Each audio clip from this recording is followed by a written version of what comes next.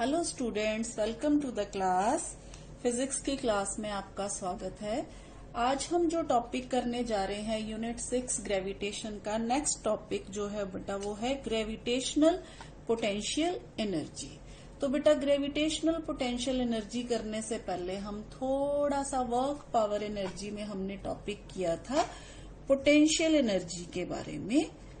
तो potential energy क्या होती है, वहां पे हमने पढ़ा था कि अगर हम अर्थ के सरफेस पे मान लीजिए कोई ऑब्जेक्ट है जिसका वेट mg डाउनवर्ड एक्ट कर रहा है, यानी कि कोई ऑब्जेक्ट है जिसका मास m है, ठीक है। तो ड्यू टू ग्रेविटी इसका वेट जो है mg डाउनवर्ड एक्ट कर रहा है। अगर हम इस ऑब्जेक्ट को फोर्स लगाकर इसको h हाइट तक ऊपर उठाते हैं तो हम क्या करते हैं बेटा, वर्क करते हैं। तो जो हमारा वर्क होता है वो किसके बराबर होता है, फोर्स इनटू डिस्टेंस। इस केस में डिस्टेंस कितनी है हमारे पास, h, यानी कि हाइट जो है वो डिस्टेंस है। मान लीजिए यहाँ a से b हाइट तक हम ऑब्जेक्ट को लेके गए, हमने वर्क किया, तो ये जो हमने वर्क किया ये स्टोर हो गया इस ऑब्जेक्ट में एज पोटेंशियल एनर्जी, ठीक है।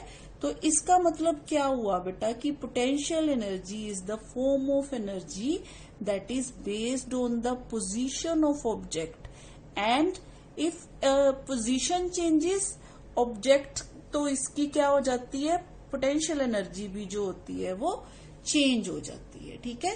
तो इस केस में बेटा हमारे पास पोटेंशियल एनर्जी जो आती है वो है F, यानी कि जो डाउनवर्ड वेट एक्ट कर रहा है, फोर्स एक्ट कर रही है, इसके अगेंस्ट होगा तो mg इंटू h। तो ये हमारे पास पोटेंशियल एनर्जी के केस में फॉर्मूला आता है mgh, ठीक है बेटा। तो ये तो हो गया सिंपल पोटेंशियल एनर्जी। अब हम बात करेंगे ग्रेविटेशनल पोटेंशियल एनर्जी। तो ग्रेविटेशनल पोटेंशियल एनर्जी जो होती है ना बेटा, वो एनर्जी होती है किसी बॉडी की due to its position in the gravitational field of another body, ठीक है। मान लीजिए कोई यहाँ पे एक बहुत बड़ा ऑब्जेक्ट है जिसका मास m है, हमने इसके आसपास क्या इसकी ग्रेविटेशनल फील्ड है। हमने न्यूटन्स लॉ ऑफ ग्रेविटेशन में पढ़ा कि कोई भी दो ऑब्जेक्ट अगर एक दूसरे के पास पड़े होते हैं तो उनकी अपनी ग्रेविटेशनल फील्ड होती है, जिसकी वजह से ये क्या करते हैं, एक दूसरे पे फोर्स एक्सर्ट करते हैं, यानी कि ये ऑब्जेक्ट इसको अपनी तरफ खींचता है और ये ऑब्जेक्ट इसको अपनी तरफ खींचता है। तो इसी तरह से बेटा मान लीजिए हमने ये कोई ऑब्जेक्ट है जिसका मास m है, इस ऑब्जेक्ट की ग्रेविटेशनल फील्ड में हम कोई पॉइंट ऑब्जेक्ट लेके आते हैं जिसका मास मान लीजिए स्मॉल m है। तो बेटा हमें क्या करना पड़ेगा, जब हम इसकी ग्रेविटेशनल फील्ड में इस ऑब्जेक्ट को लेके आएंगे तो इसके ऊपर फोर्स लगेगी। वो फोर्स क्या करेगी, इसको बड़ा जो मास है उसकी तरफ क्या करेगी, अट्रैक्ट करेगी, यानी कि इस फोर्स की वजह से ये जो बॉडी है ये अट्रैक्ट होगी बिगर मास की तरफ, ठीक है। अगर हम अर्थ का केस कंसिडर करें तो अर्थ के सेंटर की तरफ। तो बेटा इस केस में इस ऑब्जेक्ट पे इस ऑब्जेक्ट के कारण ग्रेविटेशनल फोर्स लग रही है। अब अगर मान लीजिए हम इस ऑब्जेक्ट की पोजीशन चेंज करना चाहते हैं तो इसकी ग्रेविटेशन में इसकी पोजीशन जब चेंज करेंगे तो हमें वर्क करना पड़ेगा। तो वो जो वर्क है ना वो इस ऑब्जेक्ट की potential gravitational potential energy at that point बताएगा, ठीक है। तो हम अब देखते हैं ग्रेविटेशनल पोटेंशियल एनर्जी को फिर कैसे डिफाइन करते हैं। तो बेटा ग्रेविटेशनल पोटेंशियल एनर्जी क्या है एक बॉडी की, is the energy associated with it due to its position in the gravitational field of another body and is measured by the amount of work done in bringing a body from infinity to a given point in the gravitational field of the other।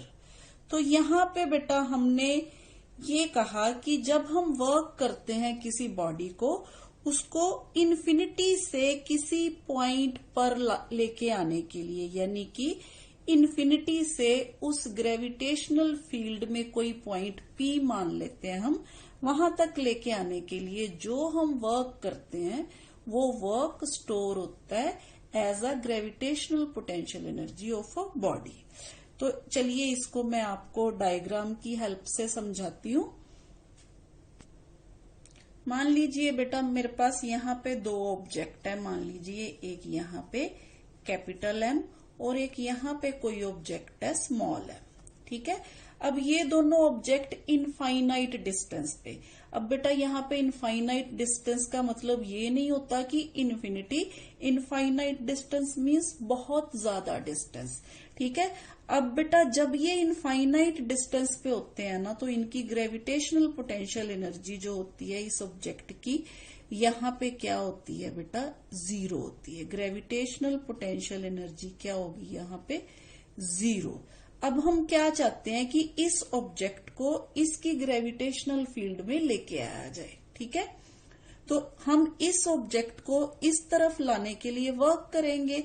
तो मान लीजिए यहाँ पे कहीं कोई point है P, यहाँ पे हमने लेके आना है इसको, तो हम कहेंगे कि हम इसको इन्फिनिटी टू दैट पॉइंट लेके आ रहे हैं। तो यहां से यहां तक लेके आने में, यानी कि इन्फिनिटी से यहां तक लेके आने में जो वर्क हमें करना पड़ेगा वो क्या होगा, इस पॉइंट पे इस ऑब्जेक्ट की, यानी कि ये पॉइंट ऑब्जेक्ट जिसका मास स्मॉल m है, इस P पॉइंट पे इस ऑब्जेक्ट की ग्रेविटेशनल पोटेंशियल एनर्जी होगी ये, ठीक है। तो amount of work done in bringing a body from infinity to that point, जो कि स्टोर हो जाती है इसकी ग्रेविटेशनल पोटेंशियल एनर्जी की फॉर्म में।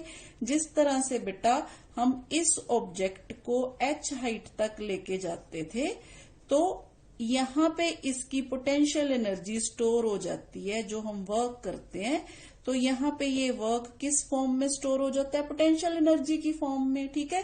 सेम इसी तरह से इस ऑब्जेक्ट को जब हम यहां से यहां लेके आते हैं, यहाँ जीरो लिया हमने, यहाँ ग्राउंड पे जीरो लिया, इस केस में हमने जीरो कहाँ पे लिया, इनफाइनाइट डिस्टेंस पे, यानी कि जब ऑब्जेक्ट किसी दूसरे ऑब्जेक्ट से इनफाइनाइट डिस्टेंस पे होता है, ठीक है।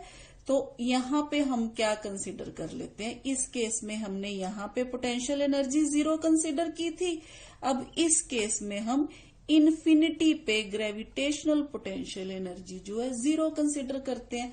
वैसे भी बेटा देखो, अब जैसे मान लीजिए यहाँ कोई ऑब्जेक्ट है, ठीक है, इसकी यहाँ ग्रेविटेशनल फील्ड है, जैसे जैसे हम दूर जाते जाएंगे इसकी जो ग्रेविटेशनल फील्ड है, जो ग्रेविटेशनल फोर्स है वो कम होती जाएगी, ठीक है। तो इसकी फोर्स के हिसाब से ग्रेविटेशनल पोटेंशियल एनर्जी होगी, ठीक है। वो हम अभी एक्सप्रेशन जब करेंगे आपको क्लियर हो जाएगा। तो मेन है बेटा हमारे पास कि जब हम किसी पॉइंट ऑब्जेक्ट को इन्फिनिटी से इस ऑब्जेक्ट की ग्रेविटेशनल फील्ड में लेके आएंगे, तो जो वर्क हम करेंगे इस ऑब्जेक्ट को यहां लाने में, वो क्या होगा, इस ऑब्जेक्ट की ग्रेविटेशनल पोटेंशियल एनर्जी, ठीक है। तो बेटा आइए देखते हैं expression for gravitational potential energy. जब कोई ऑब्जेक्ट अर्थ से, मान लीजिए यहाँ पे कोई पॉइंट P है, यहाँ पॉइंट P जो कि अर्थ के सेंटर से r दूरी पे है, ठीक है। तो हम क्या चाहते हैं बेटा, हम ये चाहते हैं, हम फाइंड आउट करना चाहते हैं इस पॉइंट पे इस ऑब्जेक्ट की ग्रेविटेशनल पोटेंशियल एनर्जी क्या होगी। तो बेटा अब सेम वैसे ही अब ग्रेविटेशनल पोटेंशियल एनर्जी कैलकुलेट करने के लिए हमें क्या करना पड़ेगा, इन्फिनिटी टू दैट पॉइंट हमें वर्क कैलकुलेट करना पड़ेगा, ठीक है। अच्छा, इन्फिनिटी टू दैट पॉइंट क्यों, क्योंकि जिस तरह से हमने अर्थ के केस में अर्थ के सरफेस को जीरो लेवल माना था, यानी कि रेफरेंस पॉइंट माना था, इस केस में हम यहाँ पे रेफरेंस मान रहे हैं, यानी कि यहाँ पे हम मान रहे हैं कि ग्रेविटेशनल पोटेंशियल एनर्जी 0 है, तो हम इसके रिलेटिवली यहां पे देखना चाहते हैं कि ग्रेविटेशनल पोटेंशियल एनर्जी क्या होगी ऑब्जेक्ट की। तो बेटा अब हम क्या करेंगे, यहां से ऑब्जेक्ट को इस फील्ड तक, यहां पॉइंट P तक लेके आएंगे। तो उसके लिए हमें क्या करना पड़ेगा, हमें वर्क करना पड़ेगा, यानी कि हम खींच के इस ऑब्जेक्ट को इन्फिनिटी से P तक लेके आ रहे हैं। अच्छा, अब वर्क कैलकुलेट करने के लिए अब हमें क्या करना पड़ेगा, हमें कोई शॉर्टकट मेथड अपनाना पड़ेगा। तो बेटा उसके लिए मान लीजिए इन्फिनिटी से P तक आते आते मान लीजिए यहां रास्ते में कोई पॉइंट A है मेरे पास, यहां A पॉइंट है, ठीक है।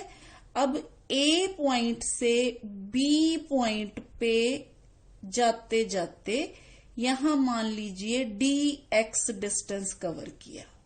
ऑब्जेक्ट का जो डिस्टेंस है वो dx है A टू B, और A जो पॉइंट है वो अर्थ के सेंटर से x दूरी पे है। मान लीजिए ये डिस्टेंस जो है अर्थ के सेंटर से, क्योंकि सारे डिस्टेंसेस हम कहाँ से मेजर करते हैं, अर्थ के सेंटर से मेजर करते हैं। तो मान लीजिए बेटा ये डिस्टेंस x है, और अगर A टू B हम जाएंगे तो AB डिस्टेंस क्या हो गया हमारे पास, AB जो है वो dx के बराबर हो गया, ठीक है। अच्छा, अब A से B जाते हुए भी तो हमें वर्क करना पड़ा ना थोड़ा सा, तो पर थोड़ा सा वर्क करना पड़ा। तो वो जो थोड़ा सा वर्क है ना वो हम कैलकुलेट करेंगे पहले। सबसे पहले तो बेटा अगर पॉइंट ऑब्जेक्ट A पोजीशन पे पड़ा है तो due to force of attraction ये अर्थ जो है इस ऑब्जेक्ट को अपनी तरफ खींच रही है, ठीक है। तो यहाँ पे क्या लग रही है, फोर्स लग रही है, ग्रेविटेशनल फोर्स ऑफ अट्रैक्शन लग रही है जो ऑब्जेक्ट A पॉइंट पे है। तो सबसे पहले हम देखते हैं कि वो फोर्स कितनी होगी। हमने कहा कि ये जो ऑब्जेक्ट है ना, जो पॉइंट ऑब्जेक्ट है ना, इसका मास जो है वो स्मॉल m है, यानी कि पॉइंट ऑब्जेक्ट का मास जो है वो स्मॉल m है, ठीक है। और अर्थ का मास क्या है हमारे पास, हम मान लेते हैं कैपिटल M है। अच्छा, अब कैपिटल M और स्मॉल m दोनों कितनी दूरी पे हैं बेटा, x दूरी पे हैं। तो फिर जो यहाँ A पॉइंट पे ग्रेविटेशनल फोर्स कितनी होगी बेटा, the gravitational force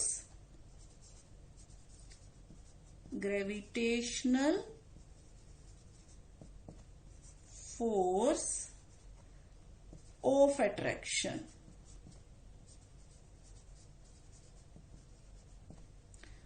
on body A, ठीक है, on body A, body at A, ठीक है, body at A is F is equal to G(m)m by distance square. अब डिस्टेंस कितना है यहाँ पे x स्क्वायर आ गया, ठीक है। अच्छा बेटा, अब हमने A टू B जब बॉडी को लेके आए तो हमने स्मॉल डिस्प्लेसमेंट कवर की जो कि dx के बराबर है। तो स्मॉल डिस्प्लेसमेंट कवर करने के लिए स्मॉल वर्क करना पड़ा, तो फिर वो स्मॉल वर्क भी देख लेते हैं किसके बराबर होगा, the small work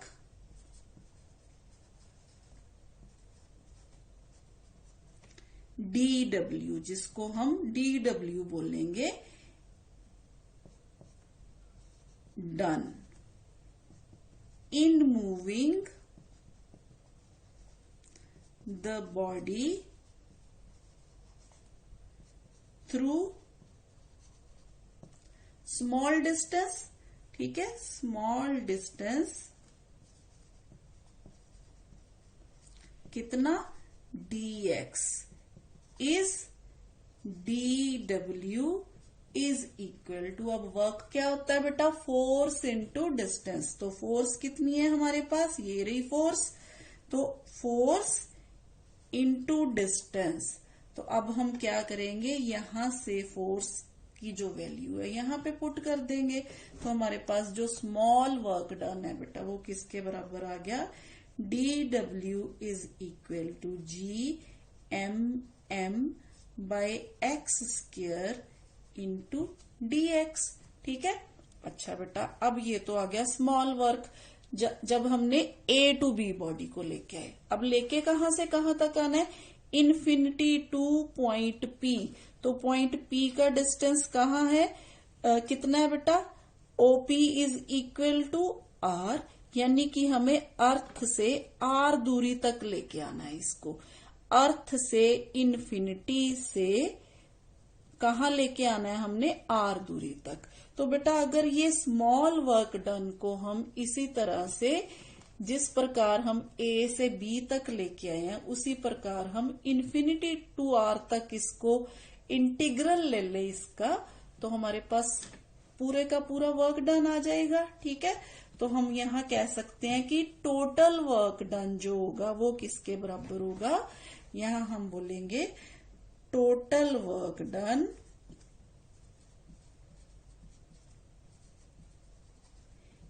in bringing body from infinity, यानी कि x is equal to infinity to the point P, to the point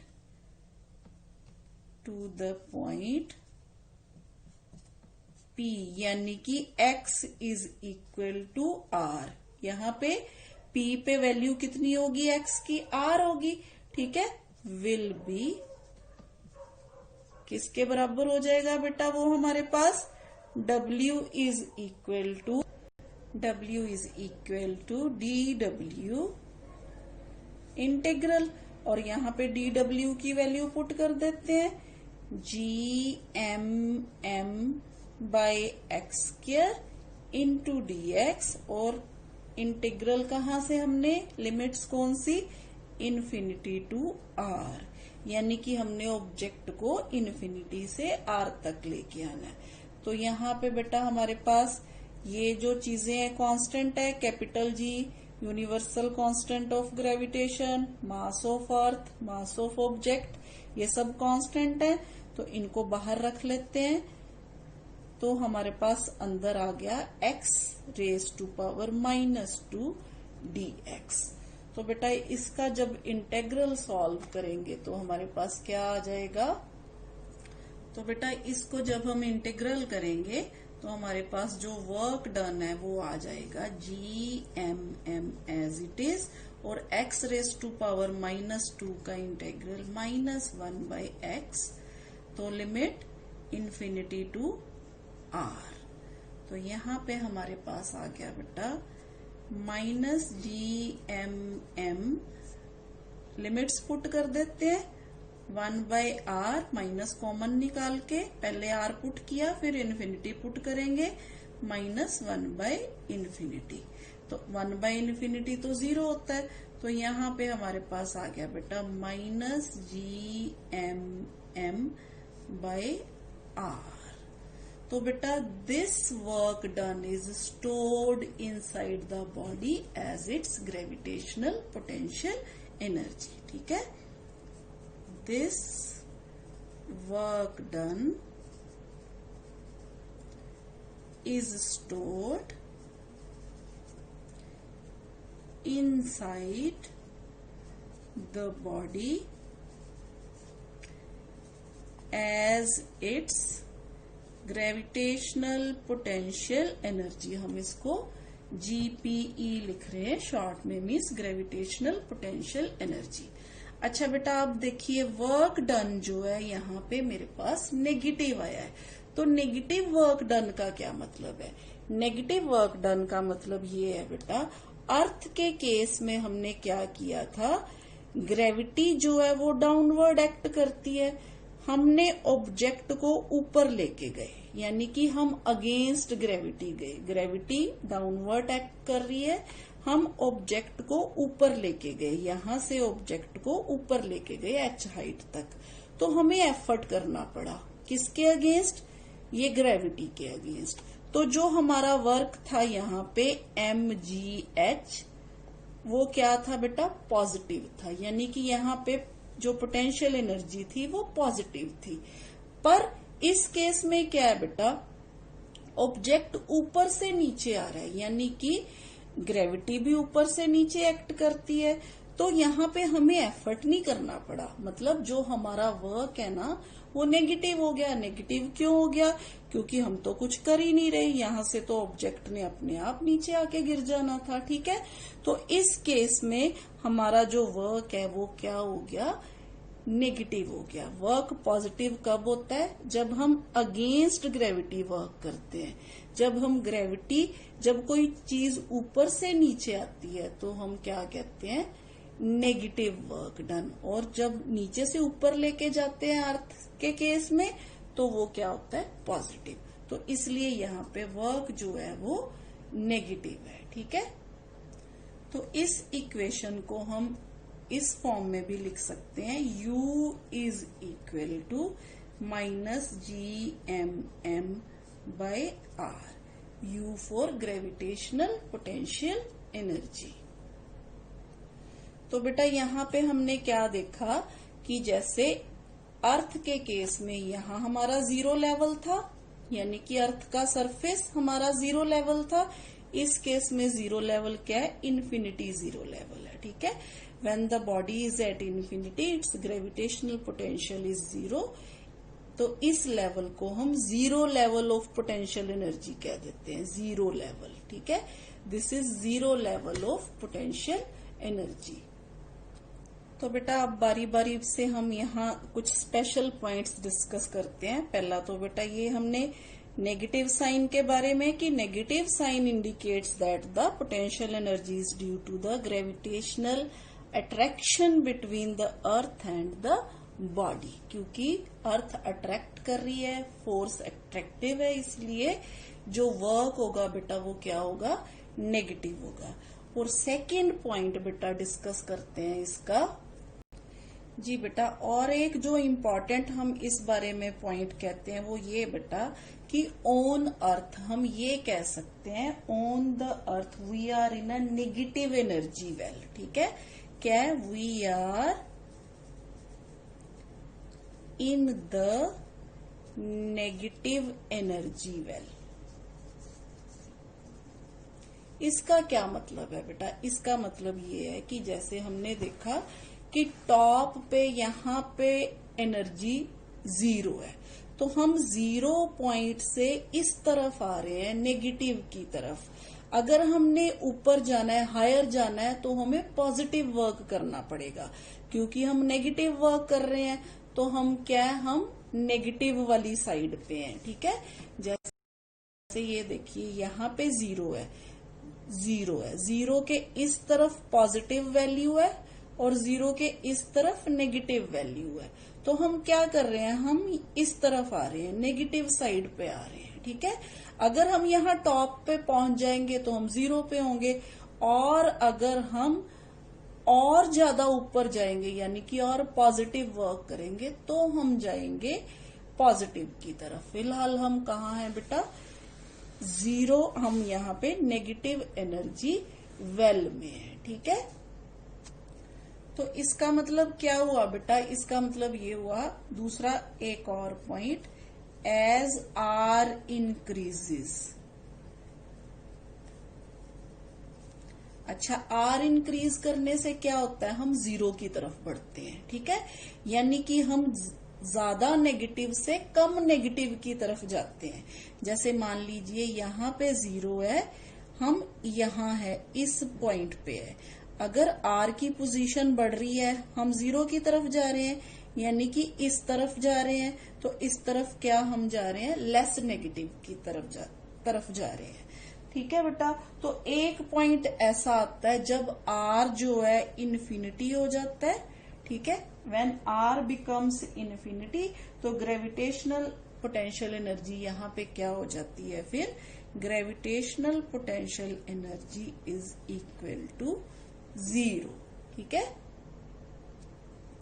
तो बेटा यहां से हम ये भी तो कह सकते हैं ना कि जैसे जैसे हम क्लोजर टू अर्थ आ रहे हैं, जैसे जैसे हम क्लोजर टू अर्थ आ रहे हैं तो ग्रेविटेशनल पोटेंशियल एनर्जी क्या हो रही है, नेगेटिव हुई जा रही है। ठीक है, as we move closer to earth gravitational potential energy becomes more more more negative. ठीक है, इसी तरह से बेटा एक और पॉइंट मान लीजिए, बॉडी जो है किसी पॉइंट R1 से R2 की तरफ लेके जा रहे हैं हम। ठीक है, तो इस केस में चेंज इन एनर्जी जो होगा, चेंज इन एनर्जी हो जाएगा हमारा R1 to R2 gmm/x² dx। तो यहाँ हमारा डेल्टा U जो है वो इसके बराबर आ जाएगा, gmm/R1 माइनस gmm/R2। तो ये आ गया बेटा चेंज इन पोटेंशियल एनर्जी। ठीक है, एज R1 यहाँ पे हम ये मान लेते हैं R1 is greater than R2, तो change in potential energy of the body will be negative. ठीक है, तो बॉडी को हम, इसका मतलब body is brought closer to the earth, its potential energy decreases, ये जो हमने पहले ही कहा है। ठीक है, इसी तरह से बेटा अगर मान लीजिए हम अर्थ के सरफेस से ऊपर जा रहे हैं, यानी कि मान लीजिए यहाँ पे अर्थ है, तो अर्थ के सरफेस से, अर्थ का सरफेस कहाँ पे है, यहाँ से यहाँ ये R रेडियस है। ठीक है, ये क्या, अर्थ का रेडियस है, सेंटर से यहाँ पे दूरी कितनी है, मान लीजिए R है। मान लीजिए हम यहाँ से कहीं इस पॉइंट पे जा रहे हैं जिसकी हाइट h है। ठीक है, तो उस केस में हम कहाँ से कहाँ गए, हम R से R1 जो है, R से हम R2 है जो वो R+h तक चले गए। ठीक है, तो उस केस में बेटा जो हमारे पास ग्रेविटेशनल पोटेंशियल एनर्जी, जो चेंज इन एनर्जी है ना, वो इसके बराबर आ जाएगा, delta U is equal to gmm/R। तो यहाँ पे जब हम इसको सॉल्व कर लेंगे इक्वेशन को, तो ये आ जाएगी इक्वेशन बेटा, यहाँ हमारे पास अगर मान लीजिए यहाँ मेरे पास जी इस प्रकार से, मेरे पास यहाँ पे 1/R माइनस 1/R+h, सेम इसी तरह से जैसे हमने ऊपर इक्वेशन ली। ठीक है, तो यहाँ पे मेरे पास डेल्टा U की जो वैल्यू आ जाएगी बेटा, जब हम इसको वैसे ही जैसे हमने इफेक्ट ऑफ हाइट के केस में बाइनोमियल एक्सपेंशन लगाई थी ना, तो बेटा ये हम यहाँ डिस्कस नहीं करेंगे ज्यादा, यहाँ पे मैं आपको इतना बता दूं, यहाँ पे जो इसकी वैल्यू आएगी ये आ जाएगी gmm/h/r²। ठीक है, तो यहाँ पे बेटा जो gm/r² है ये किसके बराबर है, स्मॉल g के बराबर। ठीक है, ये इक्वेशन जो है ये स्मॉल g के बराबर होती है, तो हमारे पास डेल्टा U की जो वैल्यू आ जाएगी वो किसके बराबर आ जाएगी बेटा, इसको हम g पुट कर देंगे, mgh। ठीक है, तो ये आ गया बेटा हमारे पास चेंज इन पोटेंशियल एनर्जी। ठीक है, तो ये इक्वेशन बेटा तभी होल्ड करती है जब जो g है ना वो यूनिफॉर्म होती है, यानी कि g की वैल्यू जो है वो एक जैसी होती है सारी जगह पे। ठीक है, चेंज नहीं होती h डिस्टेंस तक, यानी कि जैसे हम h हाइट पर गए, यहाँ पे वैल्यू g है एक्सेलरेशन ड्यू टू ग्रेविटी की, तो यहाँ पे भी एक्सेलरेशन ड्यू टू ग्रेविटी की वैल्यू क्या होगी, स्मॉल g, यानी कि 9.8 मीटर पर सेकंड स्क्वायर के बराबर होगी। जी बेटा, ग्रेविटेशनल पोटेंशियल एनर्जी के बाद अब हम बात करेंगे ग्रेविटेशनल पोटेंशियल की। तो बेटा यहाँ पे जो हमने वर्क देखा वो था m ऑब्जेक्ट, यानी कि ऐसा ऑब्जेक्ट जिसका मास स्मॉल m है। तो स्मॉल m की वैल्यू अर्थ के, मतलब अर्थ का वेट तो बहुत ज्यादा है, मास बहुत ज्यादा है, मान लीजिए स्मॉल m है जो हमारे पास 50 kg है, या मान लीजिए 100 kg है, कुछ भी हो सकता है। ठीक है, 50 m 20 kg, तो ये मान लीजिए यहाँ पे हमने स्मॉल m जो इस प्रकार से लिया। अब ग्रेविटेशनल पोटेंशियल क्या है बेटा, ग्रेविटेशनल पोटेंशियल में हम पर यूनिट मास लेते हैं, यानी कि जितनी हमारी वैल्यू, जैसे इस केस में हमारे पास W जो है वो माइनस GMM/r के बराबर है। ठीक है, तो यहाँ अर्थ के केस में हम क्या ले लेते हैं, अगर हमने यहाँ अर्थ के सरफेस पे लिया तो हम अगर r को हम कैपिटल R मान लेते हैं तो यहाँ पे मेरे पास हो गया माइनस GMM/r हो गया। ठीक है, तो अब हम क्या करते हैं बेटा, मान लेते हैं हम 50 kg की जगह हमने 1 kg ऑब्जेक्ट है जो उस पे ग्रेविटेशनल पोटेंशियल है जो देखना है, तो फिर वो क्या हो जाएगा, इसको हम 50 से डिवाइड कर देंगे। अब जिस प्रकार यहाँ पे स्मॉल m है तो फिर वो क्या आ जाएगा हमारे पास, W जो है यहाँ पे हमारे पास, अगर हम इसको m से डिवाइड कर देंगे तो ये हमारे पास जो टर्म बन जाएगी ये बन जाएगी ग्रेविटेशनल पोटेंशियल की। इसको अगर हम m से डिवाइड कर दें तो यहाँ पे फिर ग्रेविटेशनल पोटेंशियल जो है उसकी वैल्यू माइनस GM/r के बराबर आ गई। ठीक है, तो इसको हम बोलते हैं बेटा at the surface of the earth gravitational potential. ठीक है, तो यहाँ पे हम at r is equal to r भी लिख दें। ठीक है, तो यहाँ से ये यहाँ पे वैल्यू आ जाएगी ऑब्जेक्ट पे, ऑब्जेक्ट का ग्रेविटेशनल पोटेंशियल कितना है। बेटा इलेक्ट्रोस्टैटिक पोटेंशियल में जिस प्रकार हम work done per unit charge की बात करते हैं ना, वहां पे हमने कहा था work done per unit charge, ये होता है इलेक्ट्रोस्टैटिक पोटेंशियल। इसी तरह से यहाँ पे हम work done per unit mass की बात करते हैं। ठीक है, ये सेम टू सेम वैसे ही चलता है, वहां पे हम इलेक्ट्रोस्टैटिक पोटेंशियल एनर्जी की बात करते थे, यहाँ पे हम ग्रेविटेशनल पोटेंशियल एनर्जी की बात करते हैं। ठीक है बेटा, तो ये हो गया हमारे पास ग्रेविटेशनल पोटेंशियल की वैल्यू। अब ग्रेविटेशनल पोटेंशियल जो है work done per unit mass है, तो इसके यूनिट क्या हो जाएंगे हमारे पास, यूनिट जो हो जाएंगे ग्रेविटेशन पोटेंशियल के जाउल पर किलोग्राम। ठीक है, ये हमारे पास आगे ग्रेविटेशनल पोटेंशियल के यूनिट। ठीक है, तो बेटा हम इसको डिफाइन कैसे करेंगे, gravitational potential at a point in the gravitational field of the earth is defined as the amount of work done in bringing a body of unit mass from infinity to that point। यानी कि जब हम 50 kg की बजाय 1 kilogram object को, यानी कि जिस ऑब्जेक्ट का मास 1 किलोग्राम हो उस पे वर्क करें, उसको इस पॉइंट से इस पॉइंट पे लेके आने के लिए, उस केस में हम बोलते हैं ग्रेविटेशनल पोटेंशियल। ठीक है, तो gravitational potential at a point in the gravitational is work done, तो तब जो वर्क लगेगा, यानी कि 1 kg के ऑब्जेक्ट पे जितना वर्क लगेगा ना, उसको हम क्या बोलेंगे, ग्रेविटेशनल पोटेंशियल बोलेंगे। ठीक है, तो ये तो हो गया बेटा ग्रेविटेशनल पोटेंशियल एनर्जी और ग्रेविटेशन पोटेंशियल। आज के लिए इतना ही बेटा, थैंक यू।